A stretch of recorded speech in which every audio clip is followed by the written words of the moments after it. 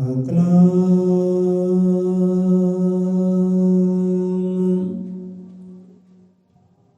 ਸ਼੍ਰੀ ਵਾਲਮੀਕ ਸਾਹਿਬ ਜੀ।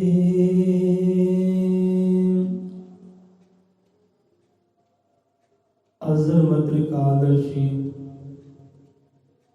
ਸ਼੍ਰੀ ਗੁਰੂ ਵਾਲਮੀਕ ਮਹਾਰਾਜ ਜੀ, ਸਤਿਗੁਰੂ ਮਹਾਰਾਜ ਆਦਿ ਕਵੀ, ਸਭ ਜੀਵਾਂ ਦੇ ਦਾਤਾ ਜੀ ਅੰਗ ਸੰਗ ਸਹਾਈ ਹੋਣ। ਸਤਿਗੁਰਾਂ ਦੇ ਨਾਮ ਦਾ ਓਟ ਆਸਰਾ ਲੈਂਦਿਆਂ ਹੋਇਆਂ ਅੱਜ ਦੀ ਸ਼ਬਦ ਵਿਚਾਰ ਸਤਸੰਗ ਆਰੰਭ ਕਰਦੇ ਹਾਂ। ਮਹਾਰਾਜ ਸਭ ਜੀਵਾਂ ਦੇ ਅੰਗ ਸੰਗ ਸਹਾਈ ਹੋਣ, ਮਨ ਨੂੰ ਇਕਾਗਰਤਾ ਬਖਸ਼ਿਸ਼ ਕਰਨ।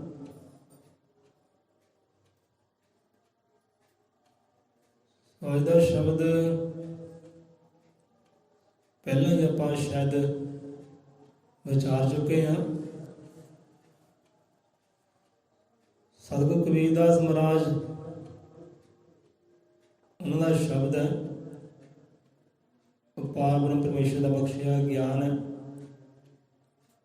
ਬਖਸ਼ੀ ਹੋਈ ਕਵਿਤਾ ਹੈ। ਸੋ ਇੱਥੇ ਸਤਿਗੁਰੂ ਕਬੀਰਦਾਸ ਜੀ ਮਹਾਰਾਜ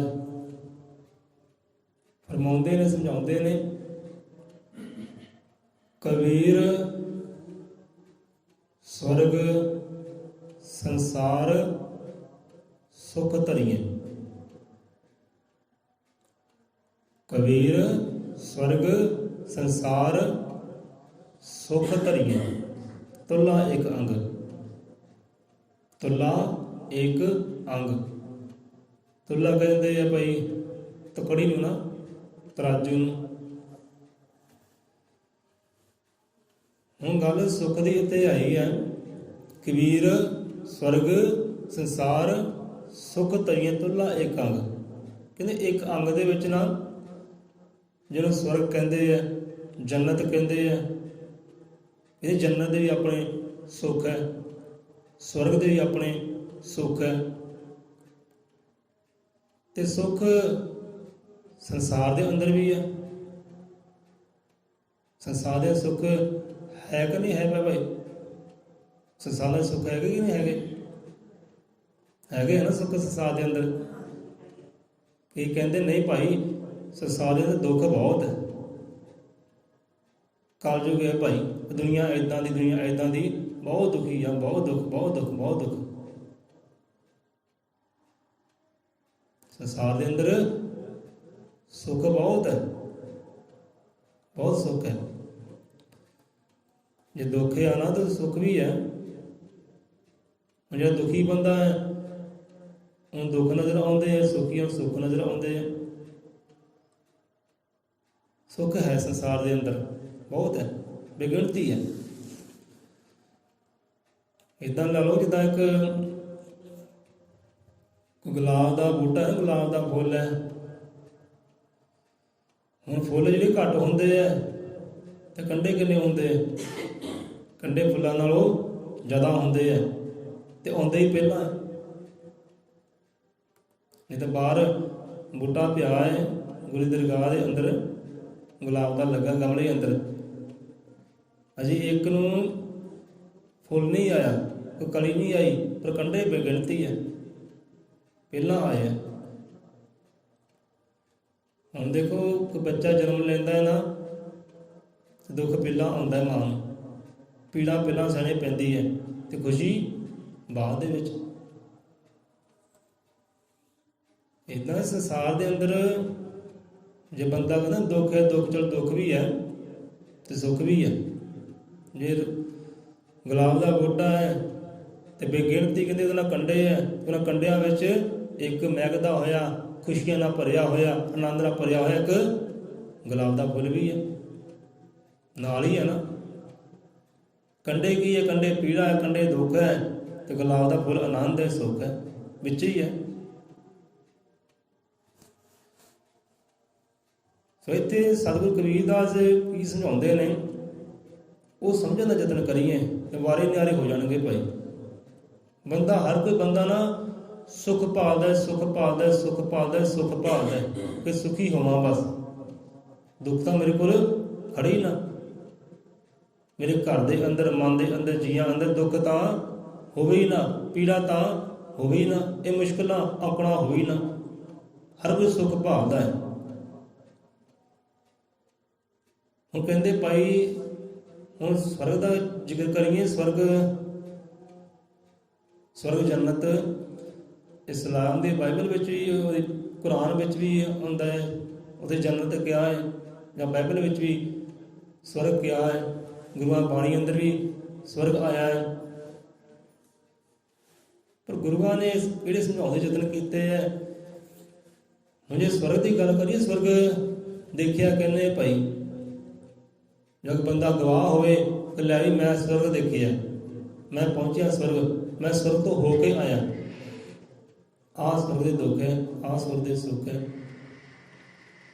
ਮੈਂ ਹੋ ਕੇ ਆਇਆ ਵੀ ਉੱਥੋਂ, ਆਹ ਸਵਰਗ ਆ ਉੱਥੇ। ਤਾਂ ਗਵਾਹ ਨਹੀਂ ਮਿਲੇਗਾ ਜਿਹੜਾ ਉੱਥੇ ਪਹੁੰਚਿਆ ਹੋਵੇ। ਹੁਣ ਗੁਰੂਆਂ ਨੇ ਸਮਝਾਉਣ ਦੇ ਯਤਨ ਕੀਤੇ ਭਾਈ, ਜੋ ਸਵਰਗ ਨਰਕ ਹੈ ਨਾ, ਉਹ ਇੱਥੇ ਹੀ ਹੈ। ਕਹਿੰਦੇ ਇੱਥੇ ਹੀ ਹੈ, ਸਵਰਗ ਵੀ ਇੱਥੇ ਹੀ ਹੈ ਤੇ ਨਰਕ ਵੀ ਇੱਥੇ ਹੀ ਹੈ। ਸਵਰਗ ਕਹਿੰਦੇ ਹੈ ਸੁੱਖਾਂ ਨੂੰ, ਤਾਂ ਨਰਕ ਕਹਿੰਦੇ ਹੈ ਦੁੱਖਾਂ ਨੂੰ। ਇੱਥੇ ਹੀ ਹੈ, ਜੀਵਨ ਦੇ ਨਾਲ ਹੀ ਹੈ। ਸੁਣ, ਇੱਥੇ ਹਰ ਕੋਈ ਬੰਦਾ ਸੁੱਖ ਚਾਹੁੰਦਾ ਹੈ, ਸੁੱਖ ਚਾਹੁੰਦਾ ਹੈ, ਪਰ ਸੁੱਖ ਹੈ ਕਿੱਥੇ ਹੈ?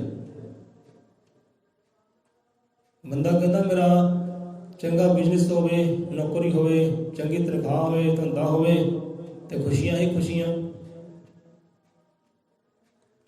ਹੁਣ ਜਿਹਦੇ ਕੋਲ ਭਾਈ ਨੌਕਰੀ ਪੇਸ਼ਾ ਹੈ, ਧੰਦਾ ਹੈ, ਆਪਣਾ ਬਿਜ਼ਨਸ ਹੈ, ਉਹਨੂੰ ਪੁੱਛੋ ਹਾਂ ਵੀ ਕਿੰਨਾ ਕੁ ਆਨੰਦ ਹੈ, ਕਿੰਨਾ ਖੁਸ਼ ਹੈ? ਉਹ ਖੁਸ਼ ਨਜ਼ਰੀ ਆਉਂਦਾ ਹੀ ਨਹੀਂ। ਉਹ ਕਹਿੰਦਾ ਭਾਈ ਬੱਝਿਆ ਪਿਆ ਗੁਲਾਮ ਹੈ। ਨੌਕਰੀ ਕਾਹਦੀ ਹੈ? ਗੁਲਾਮੀ ਹੈ, ਗੁਲਾਮੀ ਕਰਦਾ। ਉਹ ਚਾਹੁੰਦਾ ਮੈਂ ਗੁਲਾਮੀ ਤੋਂ ਛੁੱਟਾਂ, ਕਿਤੇ ਯਾਦ ਹੋਵਾਂ। ਉਹ ਕਹਿੰਦਾ ਮੇਰੇ ਨਾਲ ਭਾਈ ਦਿਹਾੜੀਦਾਰ ਚੰਗੇ ਹੈ, ਮਰਜ਼ੀ ਨਾਲ ਜਾਂਦੇ ਤੇ ਮਰਜ਼ੀ ਨਾਲ ਕੰਮ ਕਰਦੇ ਆ। ਜਦੋਂ ਮਰਜ਼ੀ ਛੁੱਟੀ ਕਰ ਲਈ, ਸਾਨੂੰ ਤਾਂ ਛੁੱਟੀ ਕਰਨ ਦਾ ਮੌਕਾ ਵੀ ਨਹੀਂ ਮਿਲਦਾ, ਨਾ ਦੀਵਾਲੀ ਦਾ, ਨਾ ਦੁਸਹਿਰੇ ਦਾ, ਨਾ ਹੋਰ ਕੋਈ ਤਿਉਹਾਰ ਦਾ। ਸਾਡੀ ਤਾਂ ਚਲੋ ਵਿਚਾਰ ਹੀ ਹੈ, ਗੁਲਾਮ ਹੈ ਭਾਈ। ਤਨਖਾਹ ਵੀ ਚੰਗੀਆਂ ਲੈ ਰਹੇ ਆ, ਪਰ ਤਨਖਾਹ ਦੇ ਨਾਲ ਉਹ ਸਬਰ ਸੰਤੋਖ ਹੈ ਨਹੀਂ, ਉਹ ਵੀ ਦੁੱਖਾਂ ਦਾ ਕਾਰਨ ਬਣਦੀਆਂ। ਕਹਿਣ ਦਾ ਭਾਵ ਕਿ ਖੁਸ਼ੀ ਨਹੀਂ ਹੈ। ਬੰਦਾ ਕਹਿੰਦਾ ਮੇਰਾ ਬਿਜ਼ਨਸ ਹੋਵੇ, ਮੇਰੀ ਨੌਕਰੀ ਹੋਵੇ, ਪਰ ਜਿਹੜੇ ਨੌਕਰੀ ਵਾਲੇ ਹੈ ਉਹ ਕਿੰਨੇ ਕੁ ਭਾਈ ਸੁਖੀ ਹੈ, ਕਿੰਨੇ ਕੁ ਆਨੰਦ ਹੈ, ਕਿੰਨੇ ਕੁ ਹੱਸਦੇ, ਕਿੰਨੇ ਕੁ ਆਉਂਦੇ, ਕਿੰਨੇ ਕੁ ਰੱਬ ਦੇ ਸ਼ੁਕਰਾਨੇ ਕਰਦੇ ਹੈ। ਲੈ ਸ਼ੁਕਰ ਹੈ। ਨੌਕਰੀਆਂ ਪੇਸ਼ਿਆਂ ਵਾਲੇ, ਬਿਜ਼ਨਸਾਂ ਵਾਲੇ, ਵੱਡੇ ਜਿਹੜਾ ਬਿਜ਼ਨਸ ਹੈ ਉਹ ਵੀ ਦੁਖੀ ਹੈ, ਉਹ ਵੀ ਪਰੇਸ਼ਾਨ ਹੈ, ਚਿੰਤਾ ਵਿੱਚ ਹੈ। ਉਹਨਾਂ 'ਤੇ ਮੁਸ਼ਕਿਲਾਂ ਆਉਂਦੀਆਂ, ਪੀੜਾਂ ਆਉਂਦੀਆਂ ਉਹਨਾਂ 'ਤੇ ਵੀ, ਉਹ ਵੀ ਸੁਖੀ ਨਹੀਂ ਹੈ। ਬੰਦਾ ਕਹਿੰਦਾ ਕਿ ਹਾਂ ਵੀ ਮੇਰੀ ਸ਼ਾਦੀ ਹੋਵੇ ਤਾਂ ਮੈਂ ਬੜਾ ਖੁਸ਼ੀ ਬਈ, ਚੰਗੀ ਜਿਹੀ ਔਰਤ ਹੋਵੇ, ਕਹਿਣੇ ਕਾਰ ਵਾਲੀ ਹੋਵੇ, ਮੇਰੀ ਸੇਵਾ ਬੰਦਗੀ ਕਰੇ, ਮੈਂ ਬਹੁਤ ਖੁਸ਼ ਹਾਂ। ਹੁਣ ਵਿਆਹ ਵੀ ਹੋ ਗਿਆ ਕਮਰੇ ਦਾ, ਇਹ ਭਾਵਨਾ ਲੜਕੀ ਦੀ ਵੀ ਹੁੰਦੀ ਹੈ ਤੇ ਭਾਵਨਾ ਲੜਕੇ ਦੀ ਵੀ ਹੁੰਦੀ ਹੈ ਕਿ ਮੇਰਾ ਇਹੋ ਜਿਹਾ ਪਤੀ ਹੋਵੇ, ਇਹੋ ਜਿਹੀ ਮੇਰੀ ਘਰ ਵਾਲੀ ਹੋਵੇ। ਤੇ ਜੋ ਵਿਆਹ ਹੋ ਗਿਆ, ਹੁਣ ਵਿਆਹ ਕਰਾ ਕਿੰਨੇ ਆਨੰਦ ਹੋਏ ਬਈ। 4 ਦਿਨ ਕੀ ਚਾਂਦਨੀ ਫਿਰ ਅੰਧੇਰੀ ਕਹਿੰਦੇ ਰਾਤ ਹੈ, ਡਲ ਜਾਏਗੀ ਜੇ ਜਵਾਨੀ ਸੋਚने की बात है। ਹੁਣ ਵਿਆਹ ਹੋ ਗਏ, ਸ਼ਾਦੀ ਹੋ ਗਈ, ਹੁਣ ਕਿੰਨੇ ਕੁ ਆਨੰਦ ਹੋਏ, ਕਿੰਨੇ ਖੁਸ਼ ਹੋਏ। ਹੁਣ ਆਪੇ ਹੀ ਕਹਿੰਦਾ ਲੈ ਭਾਈ ਵਿਆਹ ਨਾ ਕਰਿਓ,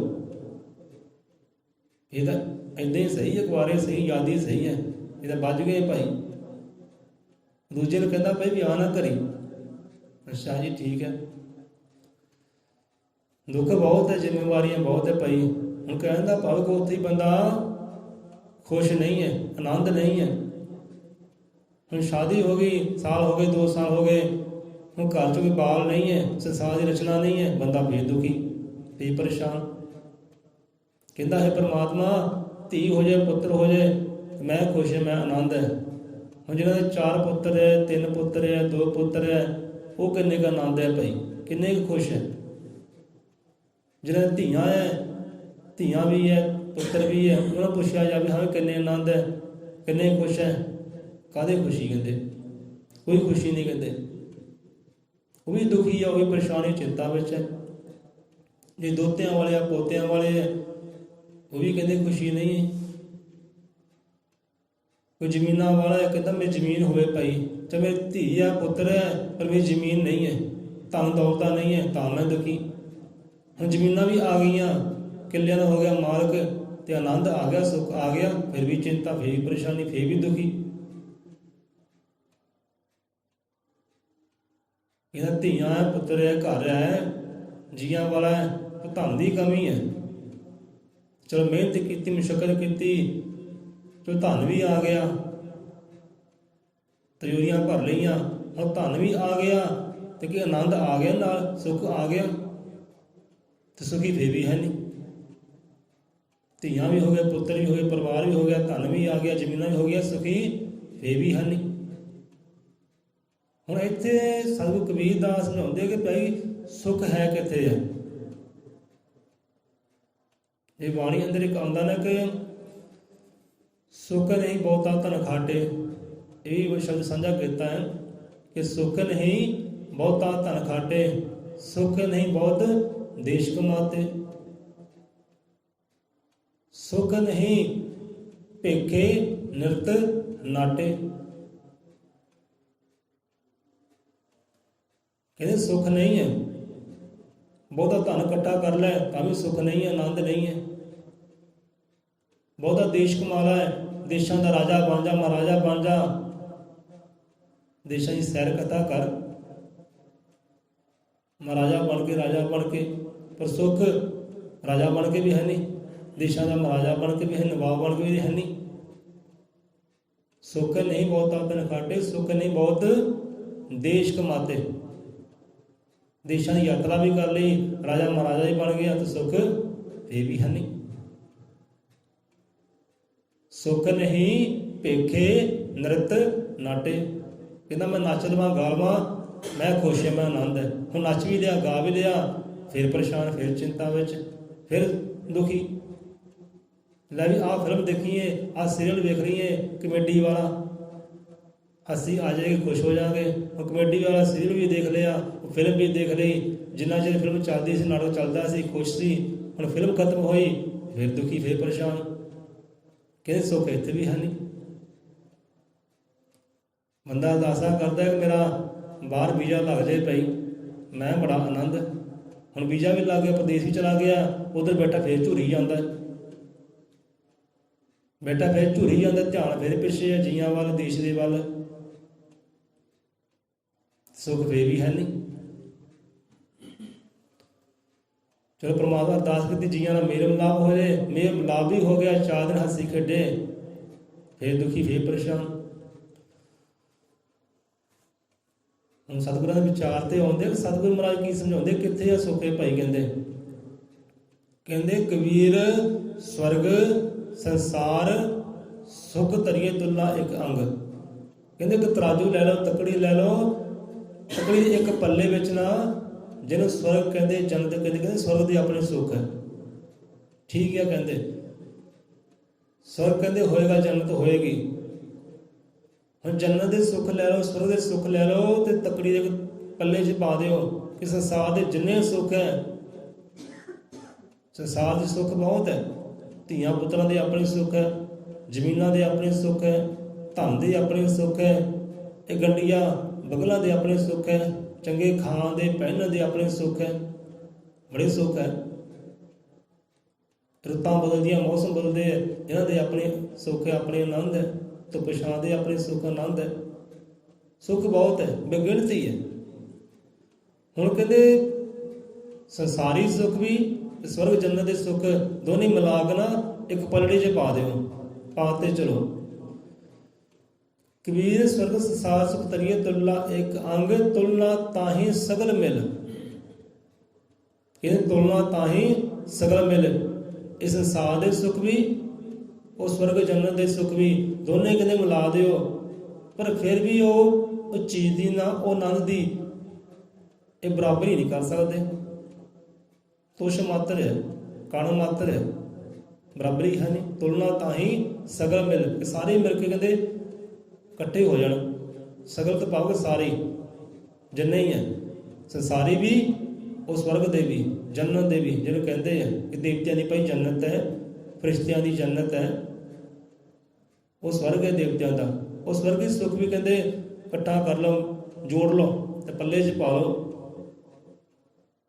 ਕਬੀਰ ਸਵਰਗ ਸੰਸਾਰ ਸੁਖ ਧਰੀਏ ਤੁਲਨਾ, ਇੱਕ ਅੰਗ ਤੁਲਨਾ ਤਾਹੇ ਸਗਲ ਮਿਲ, ਜੋ ਸੁਖ ਹੈ ਸਤ ਸੰਗ।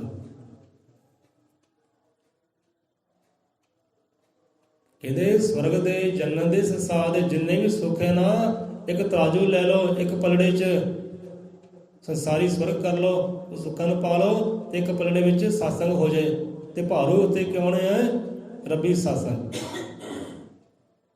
ਰੱਬੀ ਸਤਸੰਗ ਕਹਿੰਦੇ ਭਾਰੂ ਹੈ। ਰੱਬੀ ਸਿਮਰਨ ਭਗਤੀ ਜਿਹੜੀ ਉਹ ਸੁੱਖਾਂ ਤੇ ਭਾਰੂ ਹੈ।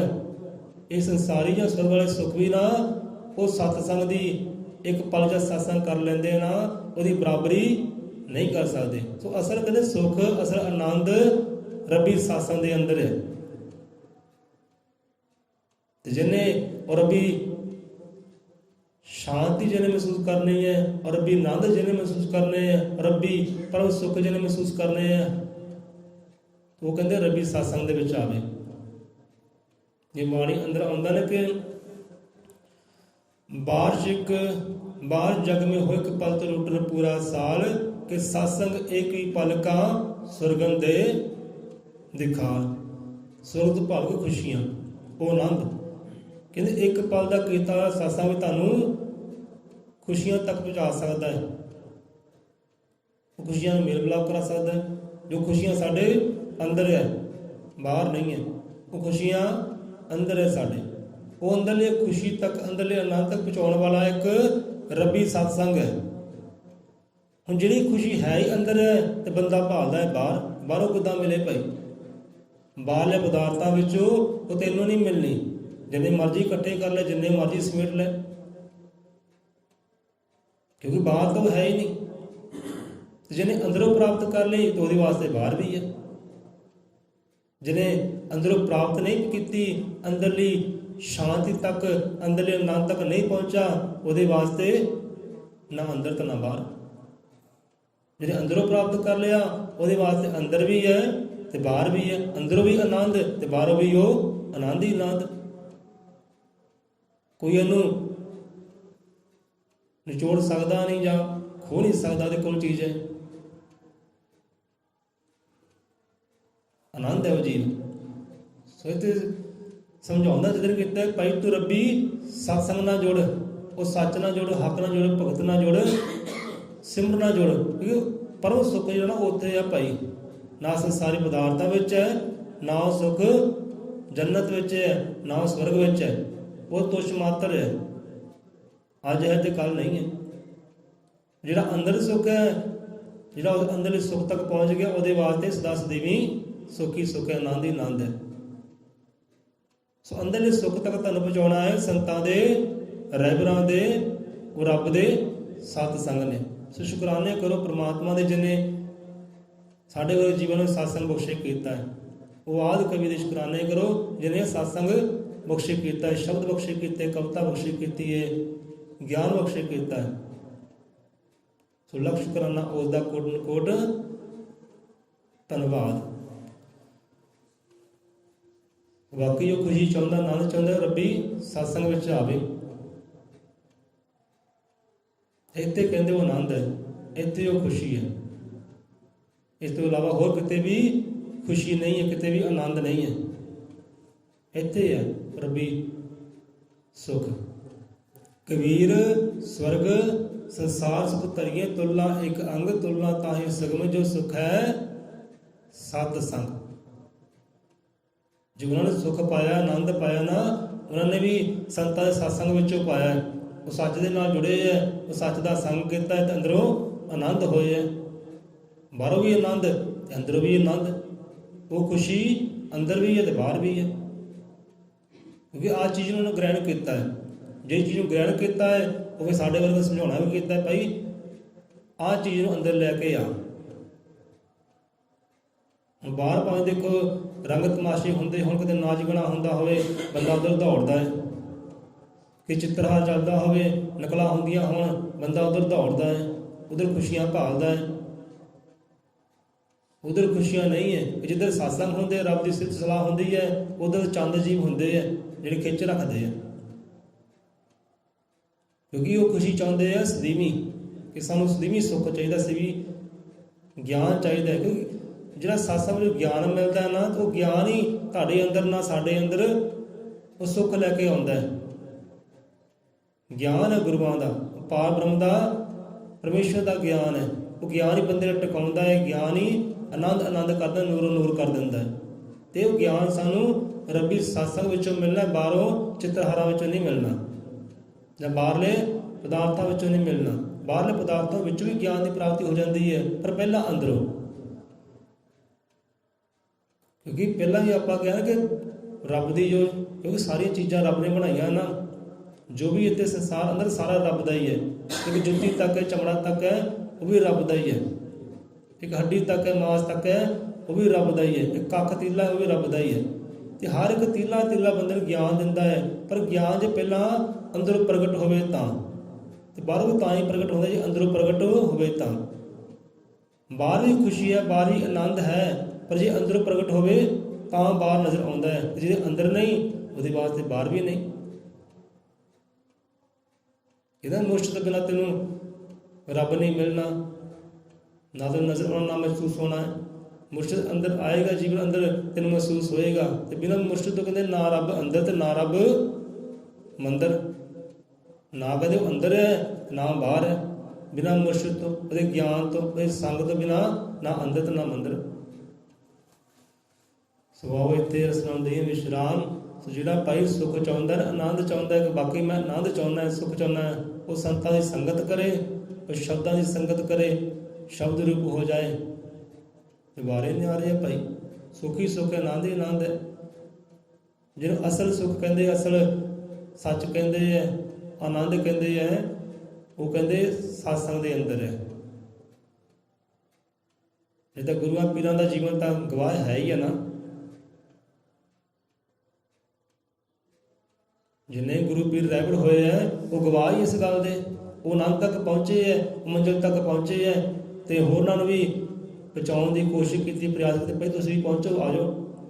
ਅਸੀਂ ਉਹ ਆਨੰਦ ਤੱਕ ਪਹੁੰਚੇ ਹਾਂ, ਉਹ ਖੁਸ਼ੀਆਂ ਤੱਕ ਪਹੁੰਚੇ ਹਾਂ, ਜਿਹਨੂੰ ਸਵਰਗ ਕਹਿੰਦੇ, ਜੰਨਤ ਕਹਿੰਦੇ, ਜਿਹਨੂੰ ਮੰਜ਼ਿਲ ਕਹਿੰਦੇ ਹੈ, ਪਰਮਾਨੰਦ ਕਹਿੰਦੇ ਹੈ। ਪਰਮਾਨੰਦ ਜਿਹਦੇ ਆਨੰਦ ਹੀ ਆਨੰਦ ਹੈ, ਖੁਸ਼ੀਆਂ ਹੀ ਖੁਸ਼ੀਆਂ, ਰੌਣਕਾਂ ਹੀ ਰੌਣਕਾਂ ਹੈ, ਕੋਈ ਦੁੱਖ ਸੰਕਟ ਹੈ ਨਹੀਂ। ਉਹ ਪਰਮਾਨੰਦ, ਉਹ ਮੰਜ਼ਿਲ ਹੈ ਇੱਕ। ਗੁਰੂ ਪੀਰ ਰਹਿਬਰ ਜਿੰਨੇ ਹੋਏ ਹੈ, ਪੈਗੰਬਰ ਹੋਏ, ਉਹ ਮੰਜ਼ਿਲ ਤੱਕ ਪਹੁੰਚੇ ਹੈ। ਜੀਵਨ ਗਵਾਹ ਹੈ ਉਹਨਾਂ ਦਾ। ਜਿੰਨੇ ਮਰਜ਼ੀ ਨਾਮ ਗਿਣ ਲਓ ਸੰਤਾਂ ਰਹਿਬਰਾਂ ਦੇ, ਉਹ ਮੰਜ਼ਿਲ ਤੱਕ ਪਹੁੰਚੇ ਹੈ, ਅਤੇ ਬਾਹਰੋਂ ਵੀ ਆਨੰਦ ਅਤੇ ਅੰਦਰੋਂ ਵੀ ਆਨੰਦ। ਆ ਜਾਓ ਭਾਈ ਤੁਸੀਂ ਪਹੁੰਚੋ ਉੱਥੇ, ਕਹਿੰਦੇ ਉਹ ਗਵਾਹ ਹੈ, ਆਪਣਾ ਜੀਵਨ ਗਵਾਹ ਹੈ। ਉਹਨੇ ਤਾਂ ਇਹੀ ਕਿਹਾ ਭਾਈ ਨਰਕ ਵੀ ਇੱਥੇ ਹੈ ਅਤੇ ਸਵਰਗ ਵੀ ਇਸੀ ਜੂਨੇ ਅੰਦਰ ਹੈ। ਜਿਉਂਦੇ ਜੀ ਬੰਦਾ ਨਰਕ ਵੀ ਭੋਗਦਾ, ਜਿਉਂਦੇ ਜੀ ਬੰਦਾ ਸਵਰਗ ਵੀ ਭੋਗਦਾ ਹੈ। ਸਵਰਗਾਂ ਵਾਲੇ ਸੁੱਖ ਉਹ ਆਨੰਦ ਹੀ ਭੋਗਦਾ ਹੈ, ਉਹ ਪਰਮਾਨੰਦ ਨੂੰ ਪਾ ਕੇ, ਉਹਦੇ ਨਾਲ ਜੁੜ ਕੇ। ਸੋ ਗੁਰੂ ਪੀਰ ਰਹਿਬਰ ਜਿੰਨੇ ਹੈ, ਉਹ ਪਰਮਾਨੰਦ ਨਾਲ ਜੁੜੇ ਹੈ ਅਤੇ ਆਨੰਦ ਹੀ ਆਨੰਦ ਰਹੇ ਹੈ। ਬੋਲੇ 100 ਰੁਪਏ ਅਜ਼ਰ ਤ੍ਰਿਕਾਲ ਦਰਸ਼ੀ ਸ੍ਰਿਸ਼ਟੀ ਕਰਤਾ, ਵਾਲਮੀਕ ਦਇਆਵਾਨ ਜੀ ਕੀ ਜੈ, ਸੰਤਾਂ ਭਗਤਾਂ ਕੀ ਜੈ, ਸਤਿਗੁਰ ਦੇ ਸ਼ਰਧਾਲੂਆਂ ਦੀ ਸਦਾ ਸਦਾ ਸੰਸਾਰ ਜੈ। ਆਓ ਇੱਕ ਵਾਰ ਫਿਰ ਅਰਦਾਸ ਬੇਨਤੀ ਕਰਦੇ ਹੀ ਹੈ, ਗੁਰੂ ਸ਼ਬਦ ਨੂੰ ਫਿਰ ਸਾਂਝਾ ਕਰ ਲਈਏ। ਕਿਤੇ ਵੀ ਸਮਝਣਾ ਜਾਏ ਆਪਦੇ ਹਿਰਦੇ ਵਿੱਚੋਂ। ਯਾਦ ਰੱਖਿਓ ਕਬੀਰ ਸਵਰਗ ਸੰਸਾਰ ਸੁਖ ਧਰੀਏ, ਤੁਲਾ ਇੱਕ ਅੰਗ ਤੁਲਨਾ ਤਾਹੀਂ ਸਗਨ ਮਿਲ, ਜੋ ਸੁਖ ਹੈ ਸਤ ਸੰਗ। ਸਵਰਗ ਵੀ ਕਹਿੰਦੇ ਤੁਛ ਮਾਤਰ ਹੈ, ਸੰਸਾਰ ਦੇ ਸੁਖ ਜਿੰਨੇ ਹੈ ਤੁਛ ਮਾਤਰ ਹੈ, ਇੱਕ ਕਣ ਮਾਤਰ ਹੈ। ਉਹ ਸਤਸੰਗ ਦੀ ਇੱਕ ਸਤਸੰਗ ਦੀ ਬਰਾਬਰੀ ਨਹੀਂ ਕਰ ਸਕਦੇ। ਇਹਨਾਂ ਦੇ ਸੁੱਖ ਸਤਸੰਗ ਦੇ ਵਿੱਚ ਹੈ।